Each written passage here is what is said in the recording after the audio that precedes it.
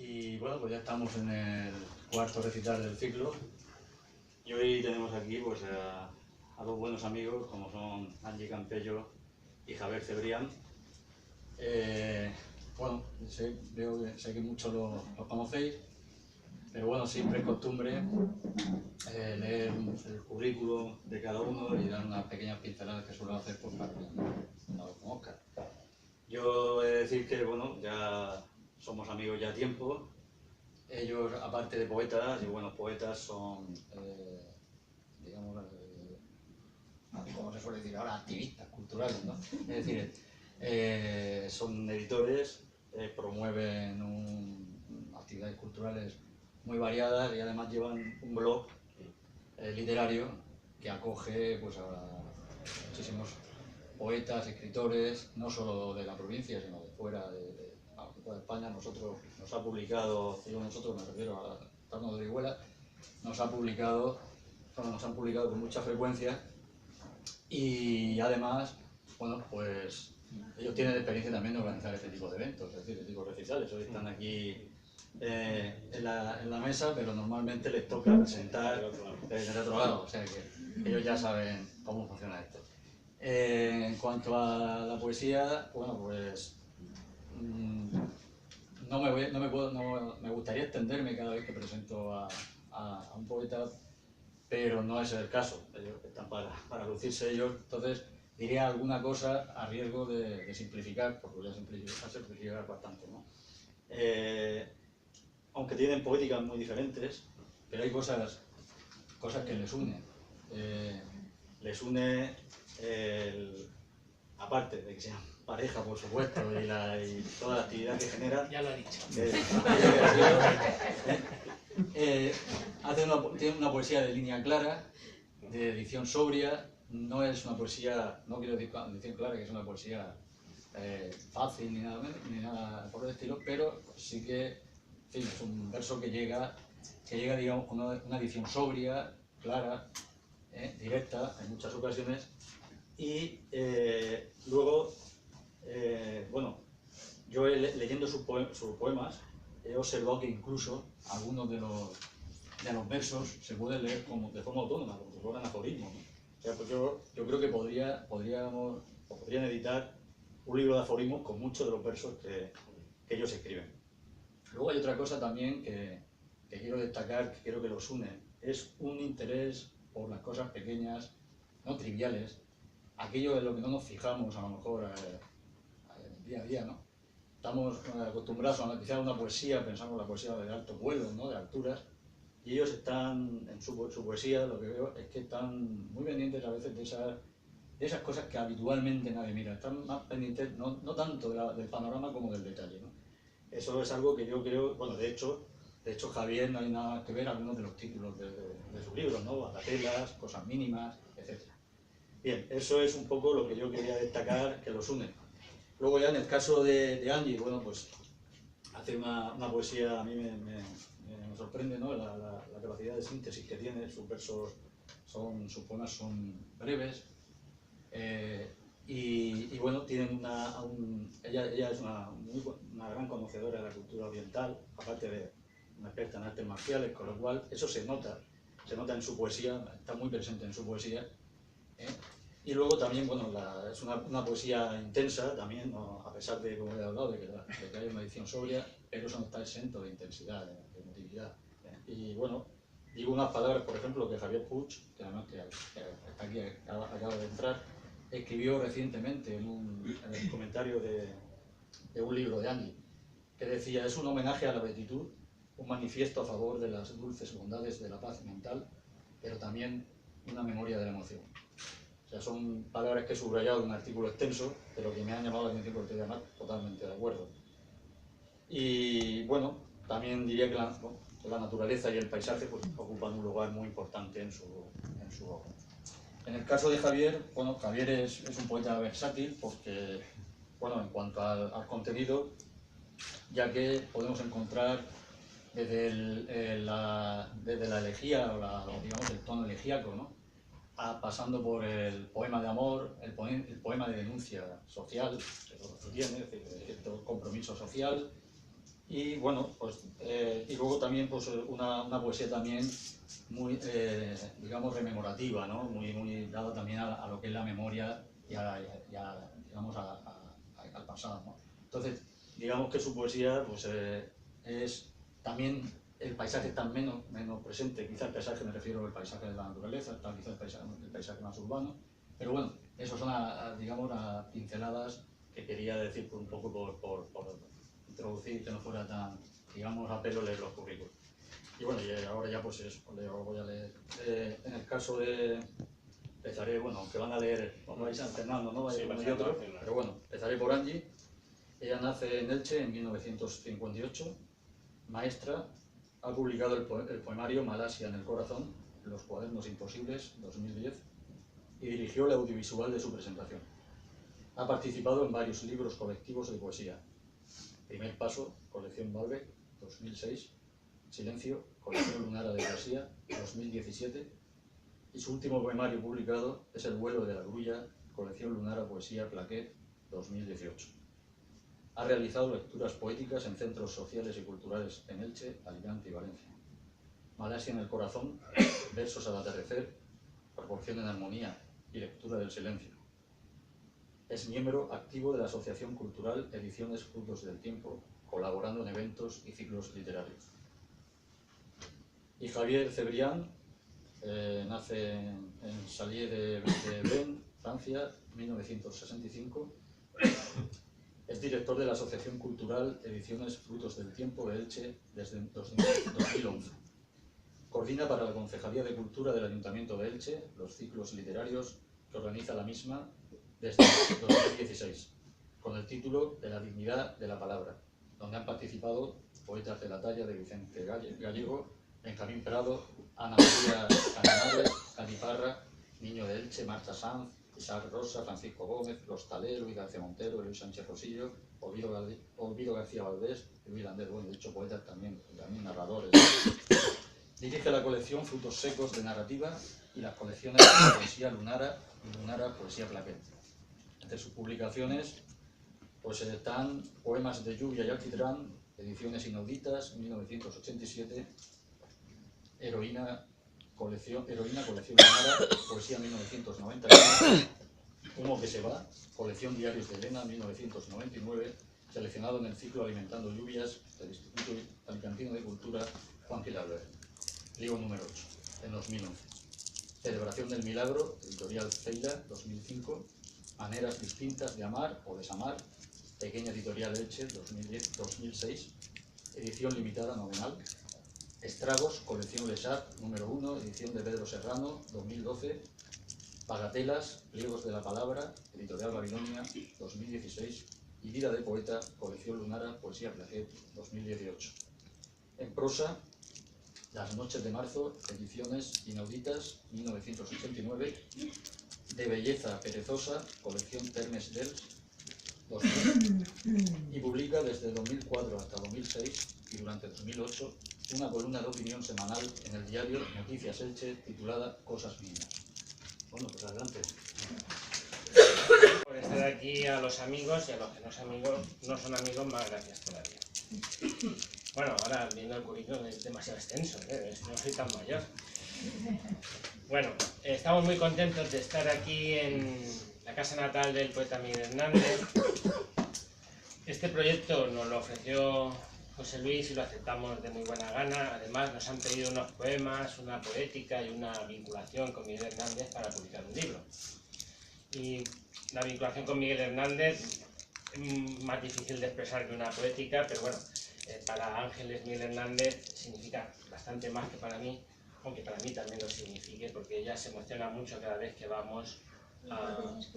Bueno, de Miguel Hernández. En las parejas es que discutimos a veces.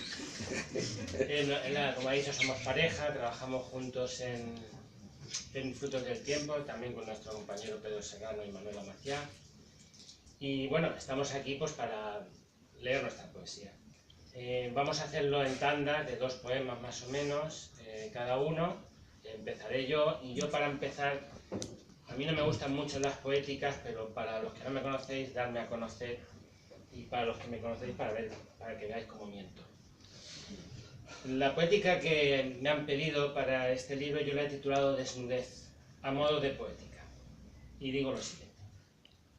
Si hablamos del conjunto de principios o de normas que caracterizan mi poesía o mi obra, o si lo hacemos del conjunto de esos principios que caracteriza una escuela o corriente, tendré que decir que no tengo ni idea de mi poética. Si por el contrario, se trata de decir o definir el motivo, el porqué de escribir, que no del cómo, ya lo he dicho, tengo una sencilla respuesta.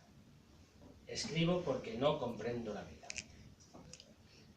Mi vida es algo que me ha decepcionado a estas alturas de mi existencia por completo.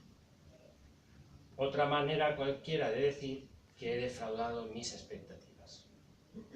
Llevo 35 años de escritura, un relato irregular de mi vida, y desde el principio he intentado no hablar de mí mismo con mis poemas, sin conseguirlo, claro está.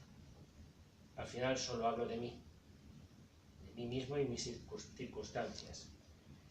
Le cuento mi vida a no sé quién, seguramente a mí mismo en particular y en general.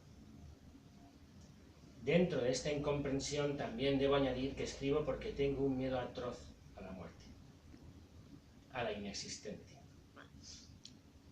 No de modo que escribiera Michel de Montaigne, lo que les atormenta no es la muerte, es morir. En mi caso es al contrario. Lo que me atormenta no es morir, sino la muerte misma, el concepto, la conclusión, la nada, el vacío, la inconsciencia. Por todo lo expuesto, mi miedo, mi escritura, se aferra a que en el fondo yo siempre me he creído inmortal, desde niño. No puedo aceptar otra cosa, otra idea, ni siquiera la realidad. No suelo utilizar en mi poesía el plural humilde. No me gusta el uso de generalizaciones y de supuesta sabiduría. Nada en mí es firme o sólido, afirmativo o perdurable, como para hablar por los demás.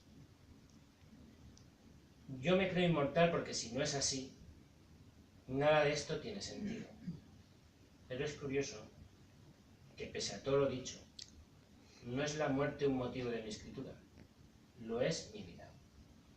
Escribo porque vivo, porque estoy viviendo, con un viaje hacia la sencillez, con desnudez.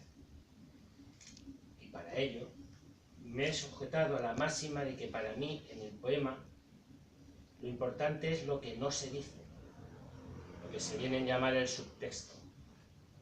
Así que me he pasado la vida escribiendo poemas de amor, ni más ni menos, desnudándome metafórica y físicamente ante todos ustedes, mis queridos, indefensos, desconocidos lectores. Escribiendo a fin de cuentas, porque me ha dado la gana, sabiendo además, como escribe Eloy Tizón, que escribir como vivir siempre deja cicatrices y además es siempre una traición. Y ahora... Bueno, pues muchas gracias a todos, a los amigos que nos estáis acompañando y habéis venido con nosotros desde Elche y venís también desde otras ciudades cercanas. Torrevieja. Y a las personas que no nos conocemos y que amablemente también habéis venido a la lectura. Y gracias a José Luis por la invitación, a Ada también, y a la Fundación Miguel Hernández también. Y bueno, vamos a ver, porque yo, todas las tablas que él tiene, yo no tengo ninguna. Entonces, para mí esto es, yo si pudiera salir corriendo ahora, iría tranquilamente y os dejaría aquí y os daría de oler, si queréis. Pero bueno, ya que estamos aquí y sobre todo por la invitación tan amable, pues vamos a intentar explicar un poco mi poesía, un poquito, y leeros algunos poemas. Si veis que, si no me oís, me lo decís, porque suelo hablar muy bajo. Entonces, si no me oís, me lo decís, para yo intentaré proyectar más la voz. Pues yo soy una escritora tardía y, como veréis, muy poco prolija, con una obra muy corta, ¿no? Muy pequeña. aunque sí que escribía cuando era jovencita, cuando estaba estudiando filología, siempre he tenido la pulsión de escribir, pero todo aquello que escribí en esas etapas, que se guardaban en cajones y lo he tenido tiempo, pues llegó un momento en que lo dejé ir porque veía que no tenía sentido ni publicarlo ni nada. Y pasó el tiempo. Y por una serie de circunstancias empecé a acercarme, bueno, cuando ya muy joven sí que me acerqué al mundo oriental, a los 18 años así con temas sobre la India, Rabindranath Tagore, Gandhi, el Mahabharata, y también en aquella época, muy joven también, cayó en mis manos un libro de Octavio Paz, que era un ensayo sobre los haikus. Y me acuerdo que me impresionaron mucho y me empapé de aquella obra. Pero quiero decir con esto que eso quedó en la etapa, pues cuando era muy joven. Y quedó ahí guardado en el tiempo. Y ya no volví a tocar, ni a leer, ni a estar presente en mi vida, nada de eso. Y ya mayor, sobre los 40 y tantos años, pues que es cuando este libro empezó a escribirse en el año 2005, aunque se publicó en el año 2010. Y por una serie de circunstancias vitales me acerqué al mundo de las artes. Bueno, él dice artes marciales. Bueno, empecé con el Qigong, que es una terapia realmente de la medicina china, y después practiqué también Tai Chi mayormente y en algún tiempo el Kung Fu, cuando mi físico me lo podía permitir. Y solamente quiero hacer una apreciación para que entendáis que las artes marciales no es eso que bum bum, combate. Las artes marciales realmente, nacieron en los monasterios Shaolin y en los monasterios taoístas. Entonces las artes marciales nacieron como una forma de los monjes de encontrar un medio para sus largas meditaciones, sus largas horas de estudio, mantenerse físicamente bien, vitales y con energía. Y a través de eso fueron descubriendo lo que fueron trabajando y descubriendo las artes marciales. Esto tiene cientos y cientos, son artes milenarios. Y entonces lo que te hace la práctica de estas artes es trabajas la mente, trabajas el cuerpo, la respiración y la energía. Entonces es el compendio del ser humano. Entonces las artes marciales no consisten en dar muchas patadas, muchos saltos y muchos gritos, ¿no? Las artes marciales es un trabajo de interiorización, de enfoque, de control mental y de quietud, de aquietar la mente y tener tal conocimiento de tu energía, cómo se mueve la energía del otro, que es como se establece el combate. Y recuerdo unas prácticas que hice hace ya tiempo en Andorra, me acuerdo, un intensivo de Tai Chi, y el último día siempre el último día es el combate, ¿no? Se hacen sesiones de combate. Y todo, pues entonces vas haciendo el combate y dices, yo he ganado tantos combates y tal. Y entonces después fue preguntando el maestro y dijo, y eligió a los mejores practicantes de Tai Chi Chuan, que realmente el nombre del Tai Chi es Tai Chi Chuan, no Tai Chi solo, ¿ves? Porque es un arte de combate. Y entonces las personas que mejor hicieron la práctica fueron dos parejas que quedaron empatadas, porque habían trabajado perfectamente lo que era la energía, el sentir la energía del oponente y el sentir la tuya. Y entonces vas trabajando, recibiendo, dando, es un dar y recibir, un dar y recibir. Y quería hacer esa apreciación un poco sobre las artes marciales, porque se asocian más a patadas, golpes, saltos, gritos y así, y se pierde realmente el significado profundo de lo que es el arte marcial. Realmente el fin mayor del arte marcial es el crecimiento espiritual. Bueno, después de esta acotación, es un poco así para que entendáis cómo si practicas esto, cómo tu ser se va modificando, ¿no? Entonces, yo en esa etapa de la vida empecé a practicar Tai Chi, Qigong, Tai Chi, Kung Fu también, y esto me acercó también al budismo, ¿eh? Me acercó a las lecturas, me interesé por su filosofía, la filosofía del budismo, leí muchos libros sobre ello y fue penetrando en mi persona, en mi ser. Y estando en esos años realicé un viaje a Malasia. Y diréis, ¿por qué a Malasia? Porque allí en Malasia vive mi maestro de Qigong, Tai Chi y Kung Fu. El maestro es Wong Kyu Kit. Y allí es donde hace cursos especiales. ¿Y por qué los hace allí? Porque dice que los chinos son muy especiales en cuanto a su forma de entender las relaciones entre los discípulos, los maestros, en valorar el esfuerzo, la disciplina. Entonces en Malasia es donde hace los cursos más profundos y donde se produce en la práctica de estos cursos un mayor crecimiento de la persona. Y los hace allí porque dice que lo primero que tiene que tener un practicante es la voluntad clara y firme de ir hacia algún sitio y realizar lo que quiere. Entonces fui a Malasia en el año 2005 y hice estos cursos especiales de Qigong. Entonces, lo que sucedió es que la experiencia vivida me inspiró a escribir, pero al mismo tiempo la transformación que se hizo a nivel personal me dio el impulso para yo abrirme y querer mostrar y comunicar parte de mi ser y parte de lo aprendido y vivido. Y entonces nació este libro, Malasia en el corazón.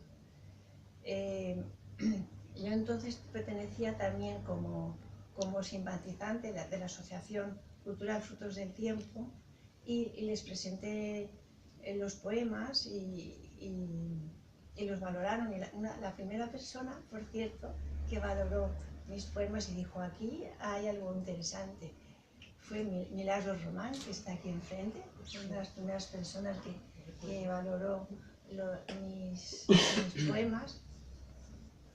Y después ya con la ayuda de ellos, y después ya especialmente con la ayuda de Javi, pues salió este libro en el año 2010. Es muy sencillo, quiero decir, la forma parece muy sencilla, pero algunos poemas, pues, no sé, a lo mejor un haiku de 3 versos pudo llevarme varios meses escribir esos 3 versos que querían decir y expresar lo que yo quería decir. Lo que yo me inspiro, ¿no? Lo que a mí me inspira para escribir es la belleza de la vida. Me inspira los momentos de quietud y de armonía y de bienestar que yo siento con la vida y con el mundo que me rodea. Y también es la pulsión más grande que tengo para escribir son cuando yo me encuentro en esa situación, en situaciones de comunión total con lo que me rodea, con las personas, especialmente con la naturaleza. Con la naturaleza se produce una comunión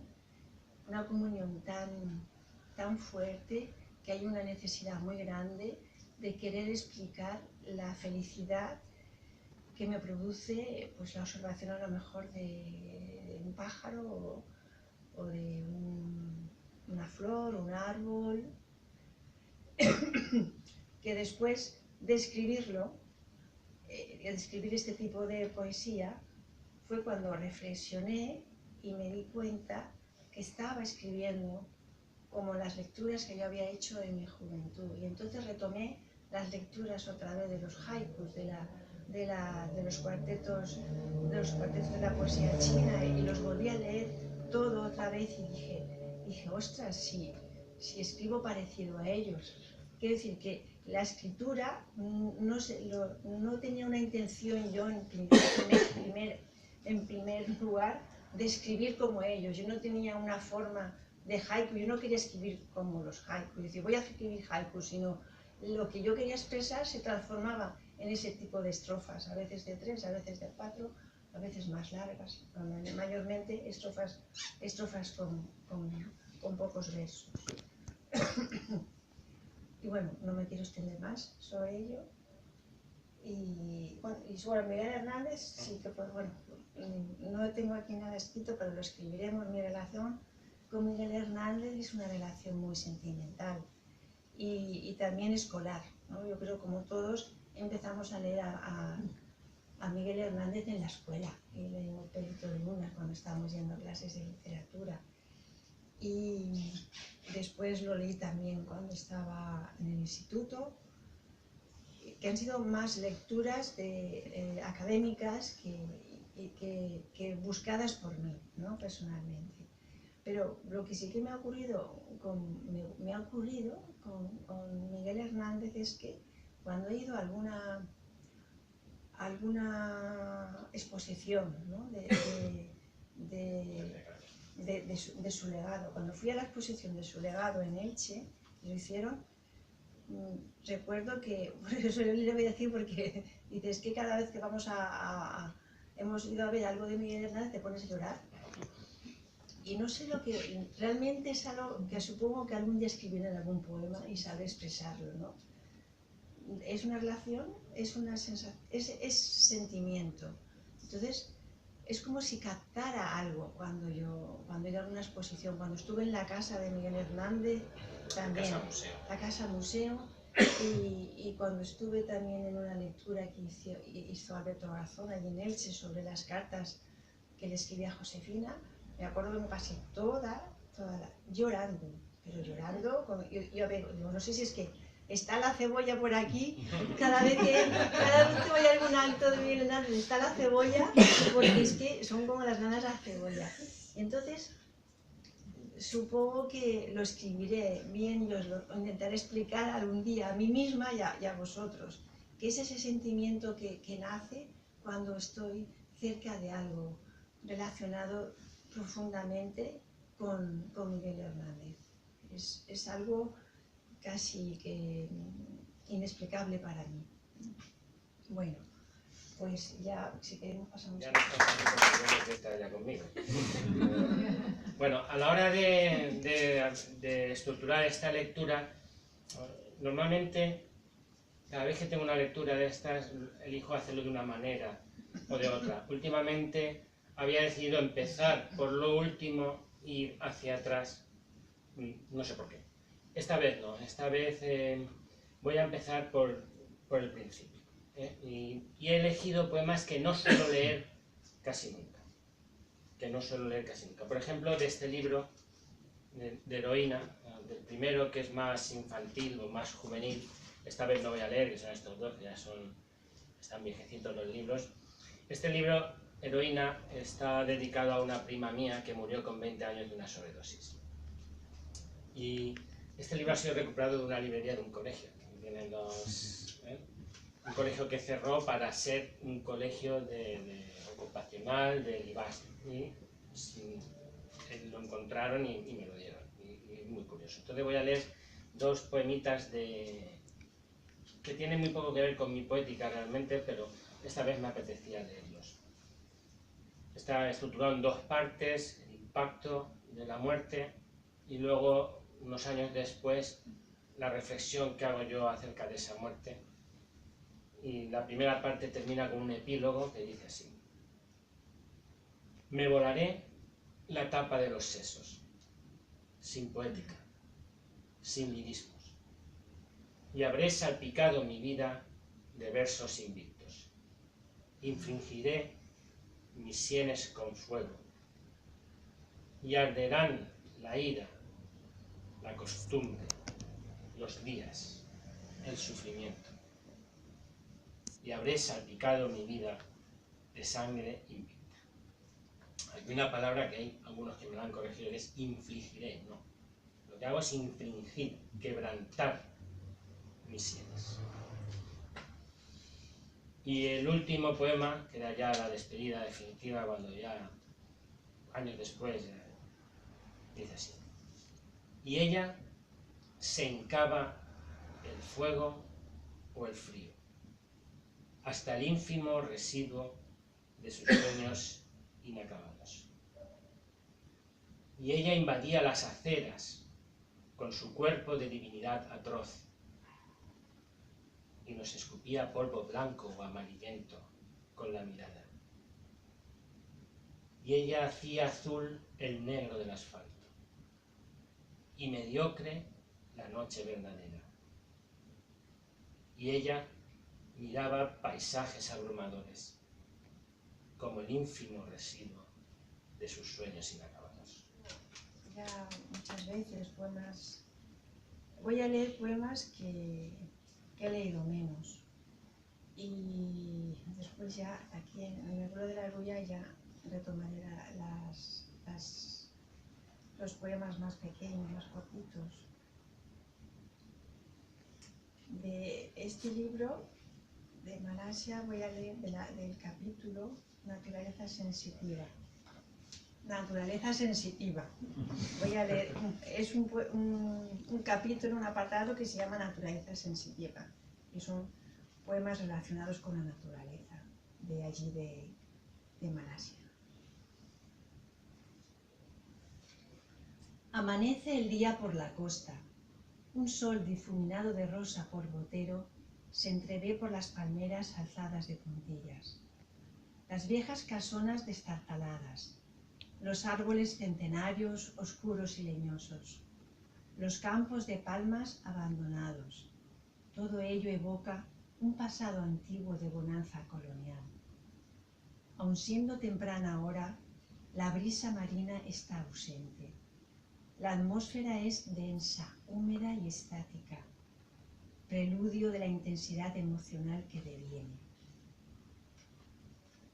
Caminando por una vereda salpicada aquí y allá por una floral paleta de infinitos colores, se escucha una algarabía de trinos, cantos y gorjeos, una gran variedad de pájaros exóticos que aún no han aprendido a temer la presencia humana, saltan confiados y atrevidos, se posan cercanos en un juego colorido y sonoro.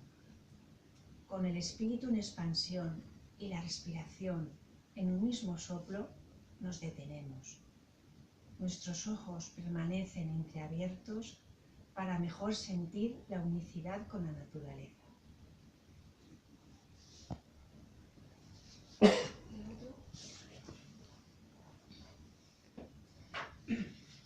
Y ahora del capítulo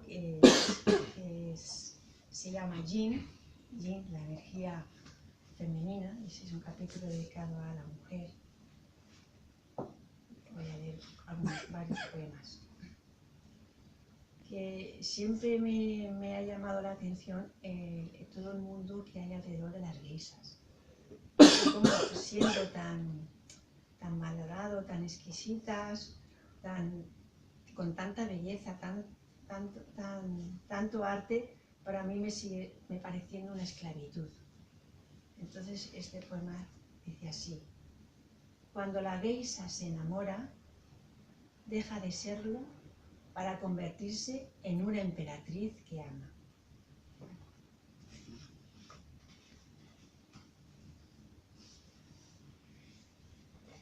Y este también sobre la mujer. Rotundidad de mujer que eclosiona, alma femenina que reclama, hastío de tanto silencio, hartazgo de tanta contención. Grito, lloro, me rebelo, clamo, invoco, basta. Gané un premio de poesía, me enteré que lo había ganado porque un miembro del jurado me dijo, te van a llamar, eran 1.500 euros, Era de una central sindical, pero nunca me llegó el premio, nunca me llegó porque el encargado pues decidió gastarse dinero en otra cosa. Nunca me informaron. Vaya sindicato. Sí, nunca me informaron que lo había ganado. Otra es que cada vez que me presento un premio, quedo finalista o quedo accesible. Aquí está él que lo sabe porque total, injustamente me ganó un premio. Y yo que tengo mala suerte. Me ganó un premio en los Montesinos. Ahí también empezamos a traer amistad porque mi poema era mucho mejor que el suyo. Evidentemente. Bueno, luego leeré un poema con una cita de un poema de él, que es el poema que me ganó a mí, que lo hago además con saña, porque fue totalmente injusto. Tengo muy mala suerte. Me llaman para Alimentando Lluvias y justo después de mí se deja de publicar el libro que sacaba lo de Alimentando Lluvias. Es que siempre nos pasó a mirar. Pero salió. No, salió el pliego, pero el libro de todos juntos no. Ah, bueno, ya, en la antología. Lo llevó Antonio Gracia entonces. Sí. Entonces, bueno, pues os voy a leer desde aquí de mi gastro, ¿no? Un poema que no suelo leer mucho, es de Humo que se va, porque yo soy muy peculiar. Hay un título de Juan José Millás que vendrá a Elche en el ciclo de la Dignidad de la Palabra este año, que se llama El desorden de tu nombre. Eso me va muy bien a mí. ¿Y por qué he firmado? Como Carlos Cebrián, como Javier Cebrián y ahora como Carlos Javier Cebrián. El ISBN está totalmente confundido conmigo. Y una vez me publicaron una antología, pero una antología de inéditos. Eso no se suele hacer nunca. Vamos a hacer una antología, pero de lo inédito. Y salió una separata con un libro Humo que se va, que publicó Jesús Tomeño, que era una antología de toda mi obra hasta ese momento. Y he elegido un poema que suelo leer, que me gusta mucho, pero que lo suelo leer muy poco, no sé por qué. Se llama Contraseñas. Mi vida tiene contraseñas, consignas. Para entrar en ella, debes pronunciarlas con pulcra exactitud. Es más, no solo nombrarlas, sino revivirlas. No es solo la tristeza, ni la exuberante melancolía, ni el recuerdo más irreprochable. Ya deberías saber que el amor conduce a laberintos, a estancias de puertas cerradas, a vigilias. No es únicamente la tristeza, mágica palabra usurpada. Es una agónica mirada, el suelo deslizante bajo los pies y un cielo movedizo y gris sobre las cabezas. Mi mundo requiere contraseñas, consignas. Mi vida es así. Recónditos pasadizos, vértigos, brumas, tinieblas y algunos días de deslumbradora luz.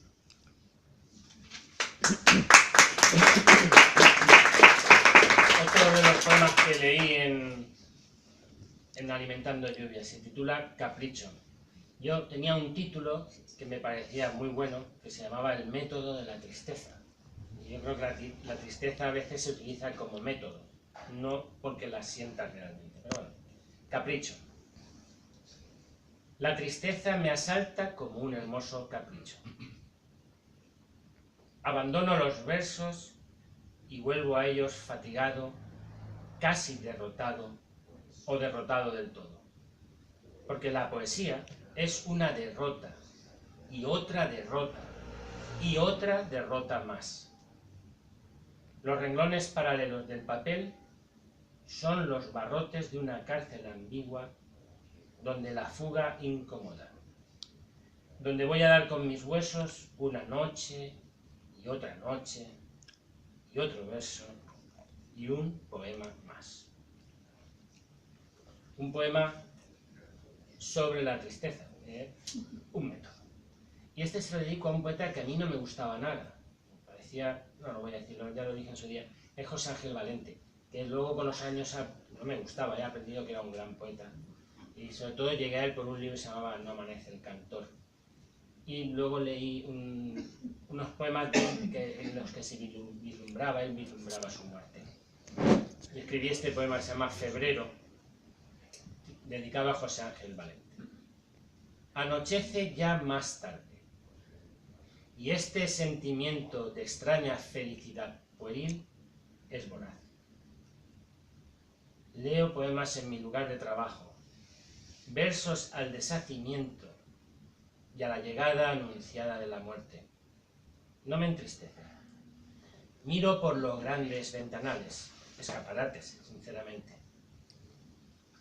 y observo el lento languidecer de la tarde. Ha dado a luz la noche, Leo, y es verdad. La noche nos acoge en su secreto seno, y yo, misteriosamente, sigo sintiéndome feliz, eufóricamente feliz. Pienso en ti. Pues ahora vamos a esto todo, ¿no? Es un gran poeta. Viaje interior. Es el capítulo este que se llama Viaje interior. Y aquí os voy a leer la cita y la dedicatoria, que también me parece reveladora de este capítulo. La dedicatoria esta es para todos, a todos los que fueron luz cuando en mí habitaba la oscuridad. Y está también apoyado con una cita de Sorya Rinpoche. Son lamas, un Rinpoche es un cargo de los lamas. Dice, la luz debe venir de dentro. No podéis pedir que la oscuridad se vaya, tenéis que encender la luz. Y este capítulo, este apartado, son de los poemas más, pues eso, de viaje interior más profundo, de los estados de meditación, de la práctica de la meditación especialmente. Y he decidido, pues eso, leer los poemas. Ya cuando vaya a leer algo del vuelo de la grulla, ya os leeré poemas y estrofas más típicas mías, que son más con pocos versos, más tipo haiku o cuartetos. Pero he querido leer los poemas más largos, que son los que menos he leído normalmente, de Malasia.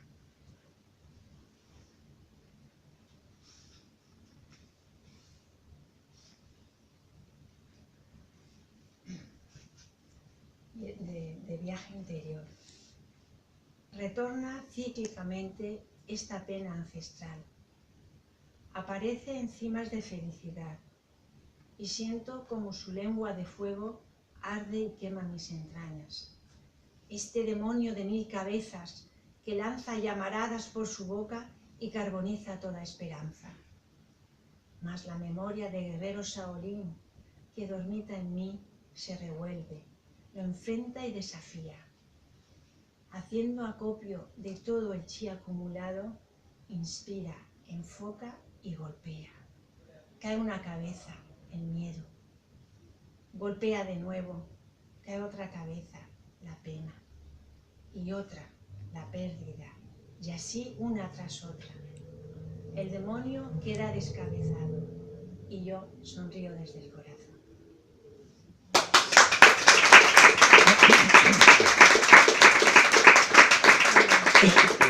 Bueno, de Malasia leo esto después, si hay más tiempo, queréis, pues se puede leer alguno más. Leo ahora ya esto. En mi turno, por eso si sería o no. Pues vale, voy a proyectar, sí. Voy a leer, esto es una plaqueta. Una plaqueta es un libro, son poemarios de pequeños, que no es suficiente versos, poemas para hacer un poemario. Y en mayo, dentro del ciclo que hicimos de la dignidad de la palabra, el último día pues hicimos la lectura de las plaquetas de Javier, de Manuela, de Pedro, que está por allí, y esta mía. Y esto está dividido en varios capítulos diferenciados. Eran como comienzos, fueron un principio de poemarios. Quizá lleguen a serlo algún día, pero ahora por circunstancias personales pues se ha quedado un poco parada la poesía. Y entonces decidí con la inspiración de Javier, pues publicarlos. ¿Me has llamado Javier? Sí. Soy Javi. Deja que yo hable. De la intimidad.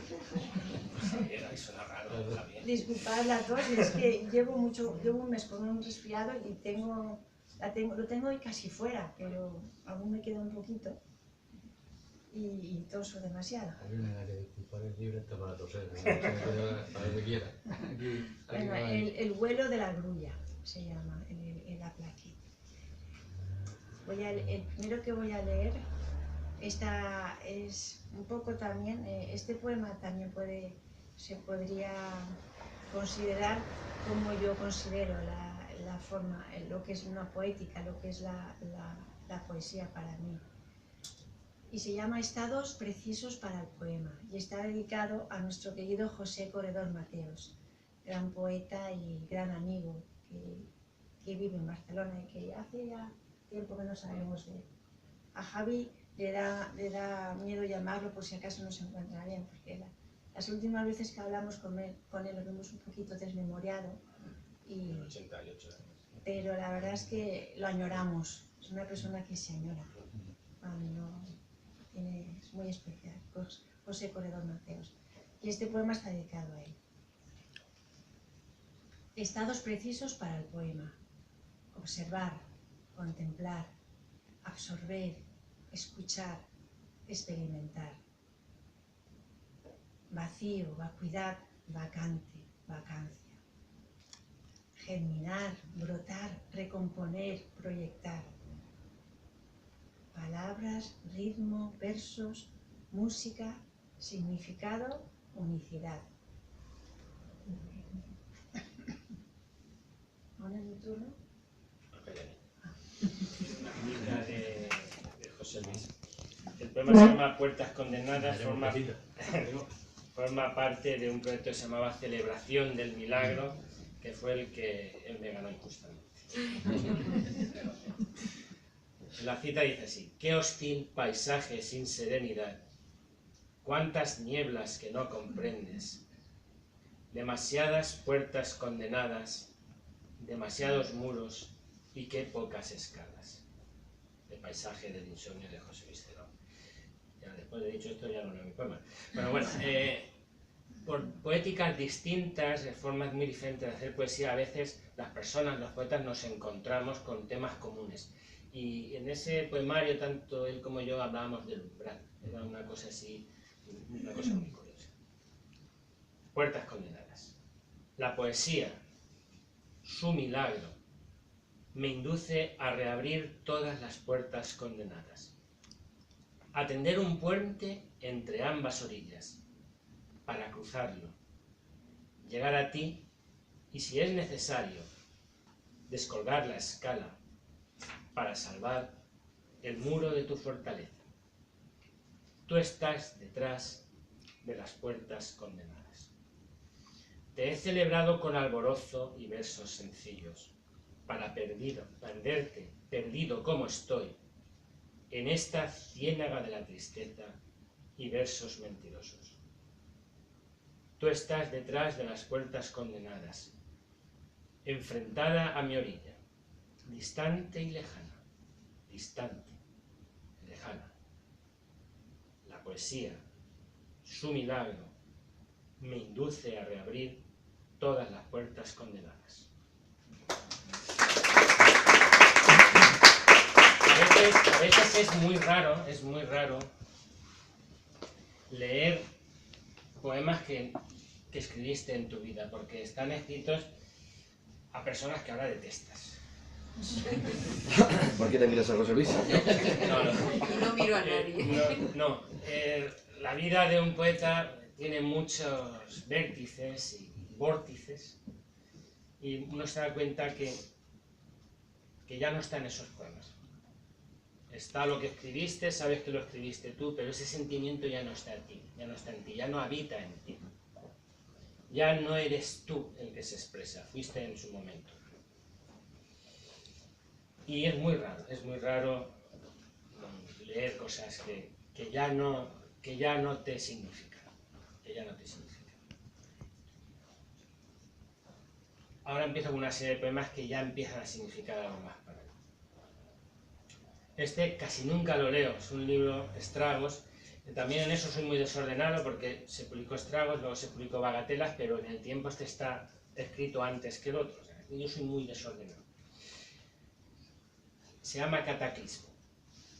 De un cataclismo deviene mi vida y un cataclismo conlleva. Sin embargo, fijo la atención en las cosas hermosas que la vida hoy me depara. En este designio redentor que me compele a la compunción de mí mismo, me arrepiento de ti, mi vida, que fuiste. En el vacío quedo alojado. Pierdo aquello que nunca tuve. Así conquisto el porvenir. Fijo la atención en las cosas hermosas que la vida hoy me depara. Una alegría fecunda que me reconcilia con la idea sutil de mí mismo. Eran mis versos razón del cataclismo. Lo eran y ya no lo son. Los apartados están Proporción en armonía, Memoria de la emoción y Poemas del silencio. Y a su vez tienen también unos subapartados. Proporción en armonía, hace unos años yo siempre he estado un poco fascinada por la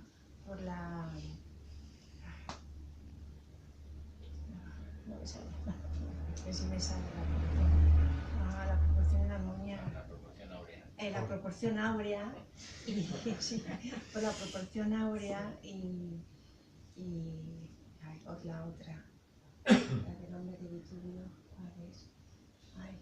Ay, José Luis. Bueno, Da igual. la divina proporción, la divina proporción, eso es, la divina proporción, la proporción áurea, sobre todo en la escultura y en el mundo artístico italiano. Pero además, hace unos años hice un curso de cantos armónicos, no sé si alguno habéis oído hablar de ello. Y en este curso de cantos armónicos que los hice aquí en Alicante, en Alcalalí, donde está uno de los mayores profesores y cantante de cantos armónicos y de terapeutas del sonido, que es un sudafricano que se llama Nestor Coburn y su mujer, que es inglesa y que también es terapeuta de sonido. Bueno, os digo esto porque haciendo el curso, un fin de semana allí, entonces empezó a hablar él sobre los cantos armónicos, sobre la proporción áurea y sobre la divina proporción que está en todo el universo y en toda la creación, en todos los elementos, en el planeta, en la Tierra está la divina proporción. También Pitágoras fue también uno de los primeros que lo observó y lo trasladó también a nivel musical, porque el que primero comenzó con los cantos armónicos fue Pitágoras. Y entonces él hablando a mí aquello me fascinó y me retornó a los tiempos en los que yo estaba muy, no obsesionada, sino que admiraba tanto todo lo relacionado con la divina proporción. Y entonces los cantos armónicos son sonidos que están basados en la divina proporción. Y sobre ello pues he escrito algunos poemas. Y en la divina proporción hay dos partes: los poemas que están inspirados por las contemplaciones, en estados haciendo contemplación, y las prácticas. Y de contemplaciones os leo esto. Estos son poemas de estrofas pequeñas con pocos versos. Y la divina proporción se manifiesta en todo su esplendor. El gozo invade el alma. Ha escuchado mi llamada silenciosa. El infinito en la palma de la mano. Paseo meditativo. Caracoles en proporción áurea. Retorno en espiral a la fuente. Olor a petunias. Geometría perfecta entre los setos.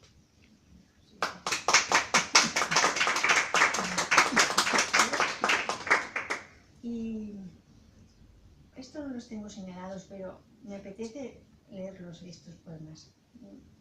Como os he hablado de la relación que tengo con la naturaleza y con los animales, y os voy a leer estos dos poemas que son sobre animalitos. El hermano Mirlo nos deleita con su silbo de flauta travesera, desde el amanecer hasta el ocaso, la plenitud de la sencillez.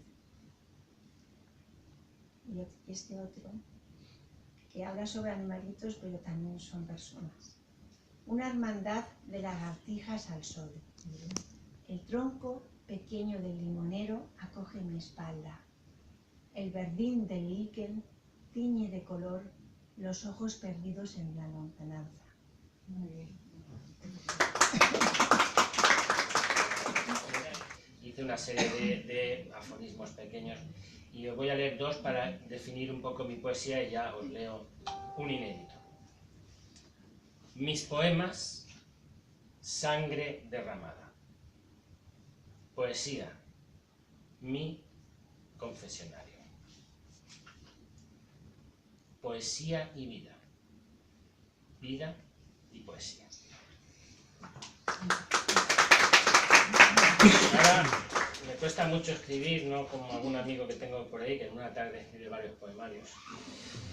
A mí me está con los ojitos cerrados por ahí, Pedro. A mí me cuesta mucho escribir, pero últimamente he escrito un poema y es un poquito largo y ya con esto finalizo mi turno y ya cerrará Ángeles.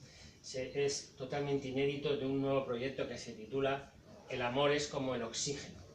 Es una canción de los años 70 del grupo Sweet, Love is like oxygen. Y tiene una parte que se llama Prolegómenos y otra que se llama Defensa de la luz, porque quiero defender la luz, como todos los poetas de la luz que ahora triunfan, pues yo quiero defender la luz, salir un poco de la oscuridad. Este se llama Ganas de llorar, con este termino y ya os agradezco mucho que me hayáis escuchado y nos hayáis escuchado, y luego cerrará. Ganas de llorar. Aquí podemos entender lo que hablo yo del subtexto. Yo conozco las vidas de algunos de mis vecinos. Por ejemplo, si me asomo a la ventana del salón, en el edificio de enfrente, puedo ver a la vecina del cuarto, algunas mañanas, en su salón, planchando en bragas. Abstraída, aplicada, insolente. Últimamente se ha dejado el pelo muy largo, pero a mí me gustaría decirle, susurrarle siquiera, que el pelo corto la favorece mucho más. También es verdad que ha subido un poco de peso, nada reseñable en verdad.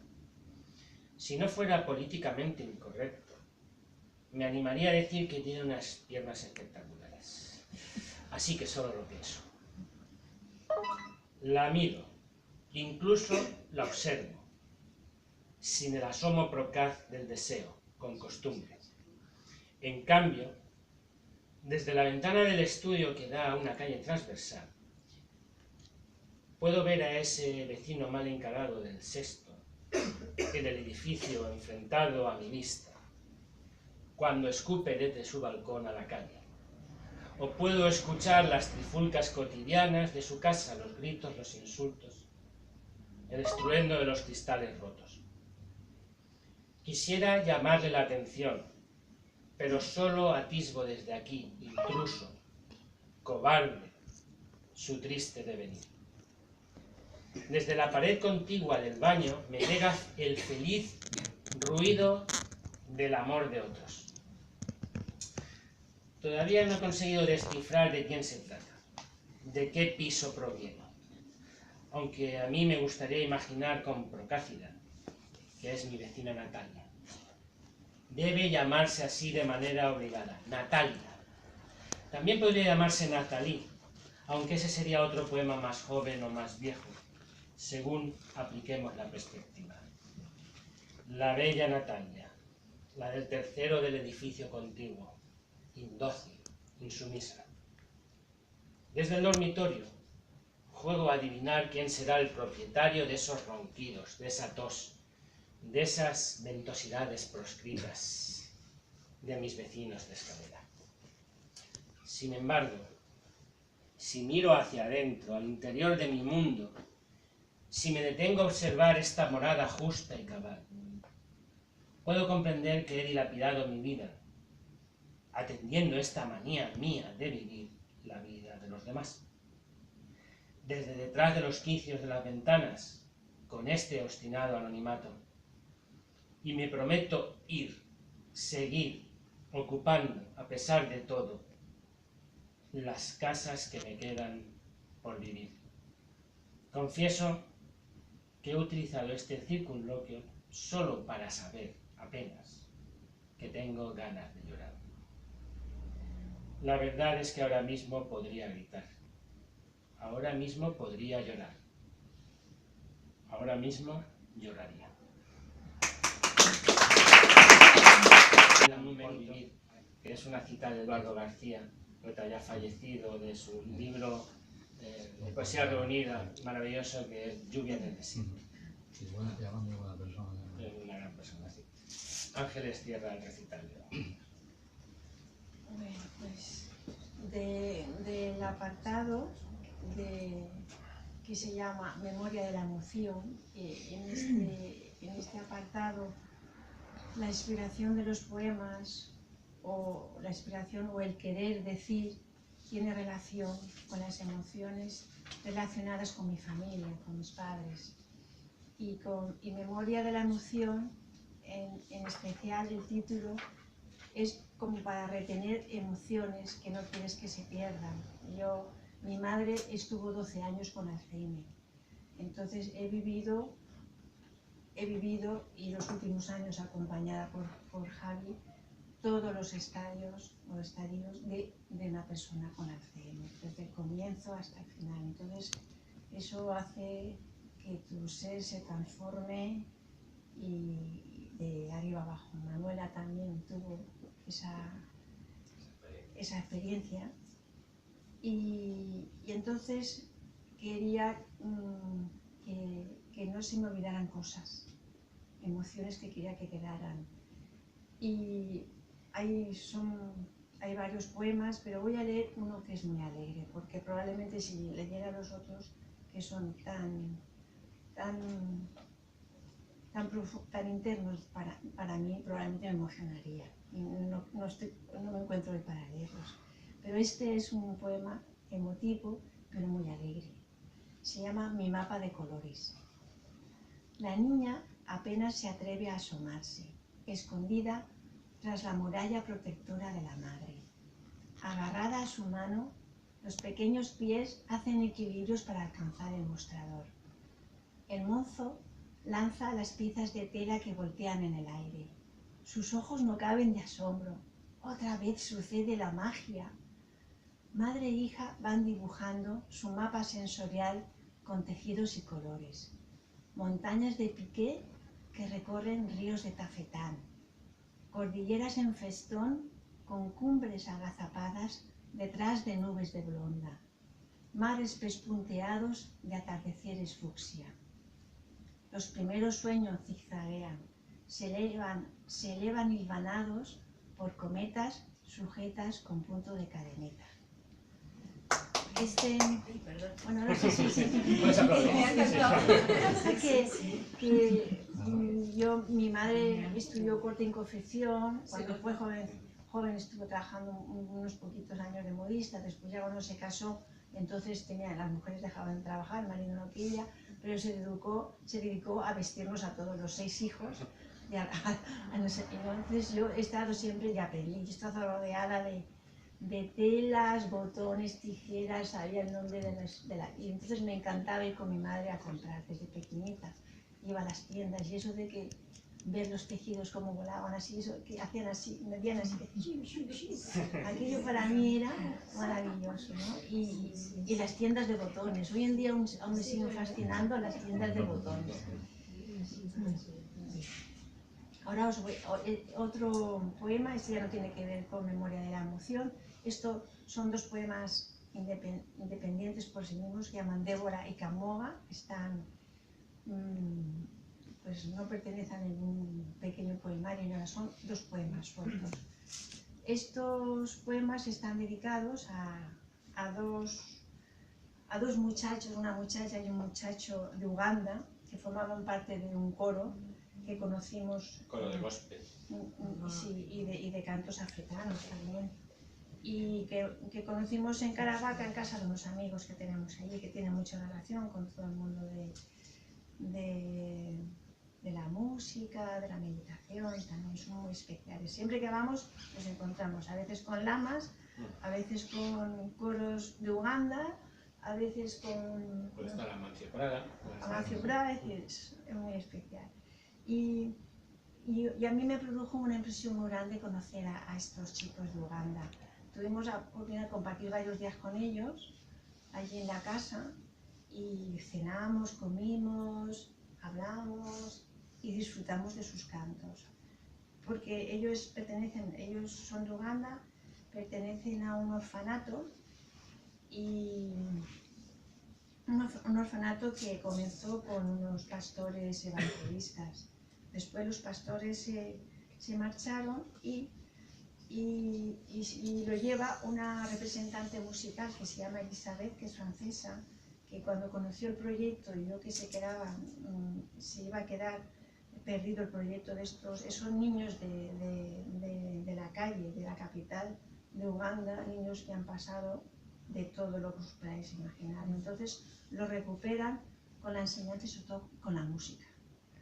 Y han creado unos coros maravillosos, que si se recorren toda España, suelen venir todos los años, por esta zona también vienen, van mucho al País Vasco, al norte nos contratan mucho, y entonces cuando los conocimos nosotros actuaron en una iglesia de Calasparra, y cuando los escuché, cuando los escuchamos fue, ¿verdad?, una emoción, ahí sale a pelo cantando, y además sonaba muy bien con la piedra de la iglesia, y entonces dos de ellos especialmente me emocionaron, como eran, lo que charlé con ellos, y voy a dedicárselo a Camoga. Camoga tiene una niña ahora, es muy feliz, lo hemos visto ya después de casarse y tener una niña hace 2 años en San Vicente, que cantaron allí en la iglesia. Este es a Camoga.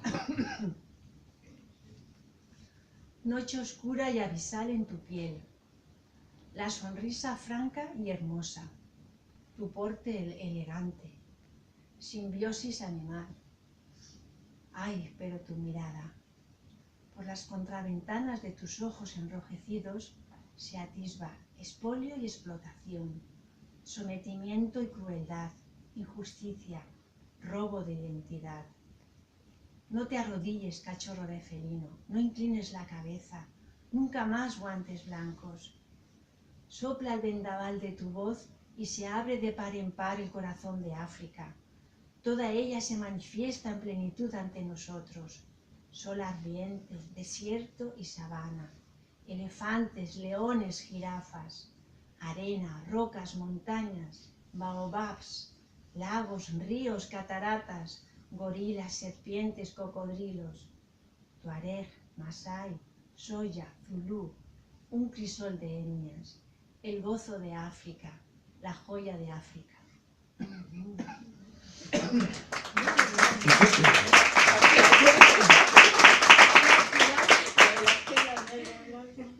Y ahora ya voy a terminar con los poemas del silencio.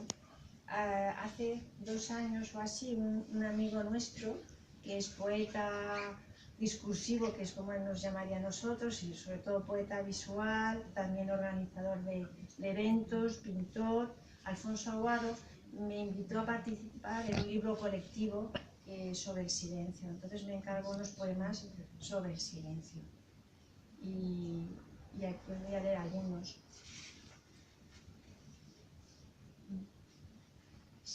Mira, os voy a leer silencios que nutren, y después otros que tienen que ver sobre la meditación de los caminos espirituales. Silencios que nutren. Silencio a la llegada de la noche. Los maduros discípulos escuchan con atención plena la charla del joven maestro. De súbito los pájaros callan. La luz desaparece, transformando el cielo en una bóveda azul añil. El atardecer concluye. La atmósfera se queda en pausa. En el cabezo solo respiran los pinos. Bueno, como ha hecho que voy terminando, leo uno de aquí y ahora los otros.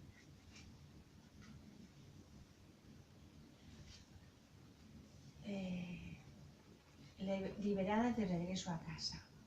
Todos los caminos espirituales se tejen en la urdimbre del silencio. Clausura. El frío de la piedra penetra en los huesos. La dureza del banco duele el esqueleto. No se oyen vuestras voces, pero escucho vuestro silencio.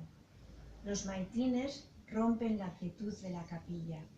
Con el alimento en el alma emprendo la jornada. Comunión sufí.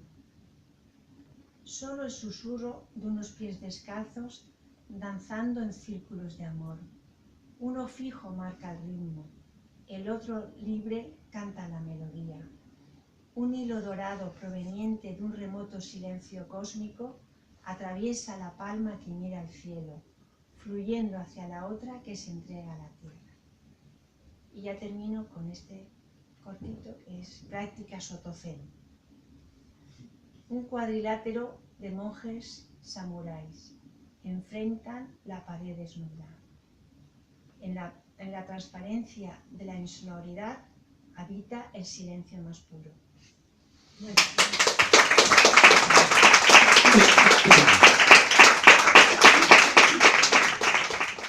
Levantamos la sesión. Yo me quedo con un poema más. ¿Qué? Un poema más del primer libro. De aquí. Que has dicho que si queríamos luego nos leías. Claro. Vale. Pues me quedan con ganas.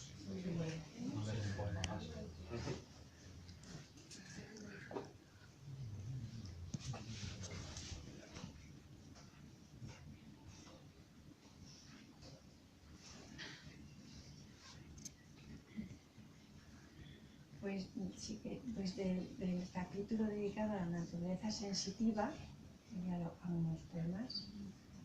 Bruma entre los cocoteros, camino tras la estela del elefante blanco, delicadeza en los sentimientos, bailamos el rey y yo. Al cobijo de la floresta, etéreas muselinas se deslizan por la piel. ¿Esto algún haiku?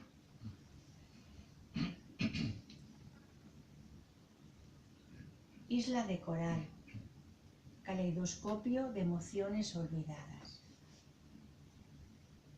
Primavera en ultramar, acuarela de colores pincelada. Agua marina, azulado hechizo de sirenas. Joven gaviota, espuma cristalina, dulce indolencia. Muy bueno. Hasta el nacimiento de las nalgas, despaciosamente, para que puedas conciliar el sueño o la paz que pierdes día a día. Apropiarme de tu aliento triste, llorar con disimulo un poco, mientras lo hago, tan distante a tu lado. Repatriarme en tu piel con mi tacto impreciso, perderte poco a poco, sentirlo. Entender entonces que es una patria mi llanto y llorarte cargado ya de razón.